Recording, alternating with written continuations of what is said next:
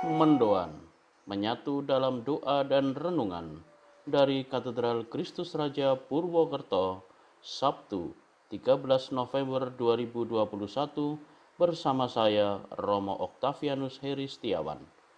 Saudara-saudariku yang terkasih, salam sehat dan berkah dalam. Mari kita renungkan sabda Tuhan dari Injil Lukas bab 18 ayat 1 sampai 8. Kita siapkan hati kita. Dalam nama Bapa dan Putra dan Roh Kudus. Amin. Tuhan bersamamu dan bersama rohmu. Inilah Injil suci menurut Lukas. Dimuliakanlah Tuhan. Pada suatu ketika, Yesus menceritakan suatu perumpamaan kepada murid-muridnya untuk menegaskan bahwa mereka harus selalu berdoa dengan tidak jemu-jemunya. Ia berkata, di suatu kota ada seorang hakim yang tidak takut akan Allah dan tidak menghormati siapapun. Di kota itu ada pula seorang janda yang selalu datang kepada hakim itu dan berkata, "Belalah hakku terhadap lawanku." Beberapa waktu lamanya hakim itu menolak, tetapi ia kemudian berkata dalam hatinya, "Walaupun aku tidak takut akan Allah dan tidak menghormati siapapun, namun karena janda ini menyusahkan daku, baiklah, aku membenarkan dia supaya ia jangan terus-menerus datang dan akhirnya menyerang aku." Lalu Yesus berkata, "Camkanlah perkataan hakim yang lalim itu. Bukankah Allah akan membenarkan pada pilihannya yang siang malam berseru kepadanya? Dan adakah ia mengulur-ngulur waktu sebelum menolong mereka? Aku berkata kepadamu, ia akan segera menolong mereka. Akan tetapi, jika Anak Manusia datang, adakah ia menemukan iman di bumi ini?" Demikianlah Injil Tuhan. Terpujilah Kristus. Saudara-saudari yang terkasih, dalam kutipan Injil yang baru saja kita dengarkan tadi, penginjil Lukas mengajak kita merenungkan kekuatan doa yang dilakukan terus-menerus.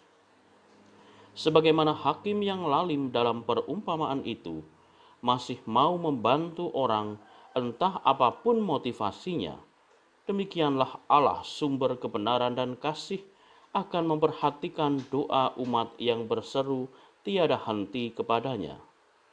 Maka perlu orang bertekun dan tabah di dalam doa.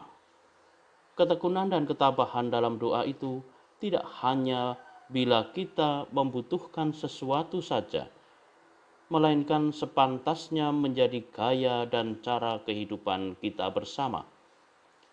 Doa yang menjadi ungkapan hubungan manusia dalam kasih dengan Allah akan menjadi ciri kehidupan iman kita yang sesungguhnya.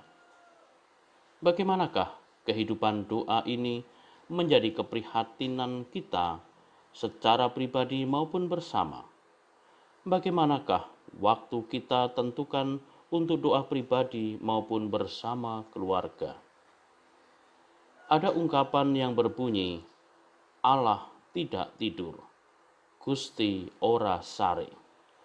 Ungkapan ini menegaskan bahwa Allah sebagai Bapa kita tetap memperhatikan kebutuhan-kebutuhan kita. Allah tahu apa yang perlu, maka yang masih harus diuji adalah usaha kita sendiri. Sejauh manakah kita tahan uji sambil memahami apa yang menjadi rencana dan kehendak Allah itu bagi diri kita masing-masing. Marilah berdoa. Ya Allah, kami bersyukur dan berterima kasih karena Engkau telah memberikan teladan dan perintah kepada kami melalui Yesus Putra-Mu untuk senantiasa tak jemu-jemunya berdoa sebagai sarana komunikasi kami dengan Engkau.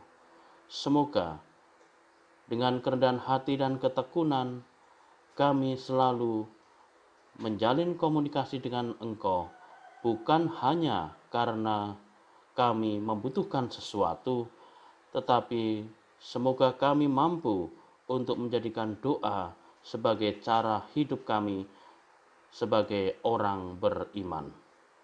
Ini semua kami mohon kepadamu dengan pengantaraan Kristus, Tuhan dan Juru Selamat kami.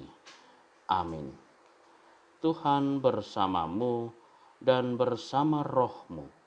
Kita sekalian, keluarga kita, orang-orang yang kita kasihi dan kita doakan, serta rencana-rencana baik kita senantiasa diberkati oleh Allah yang Maha Kuasa, Bapa dan Putra dan Roh Kudus. Amin. Selamat beraktivitas, Tuhan memberkati. Salam mendoan.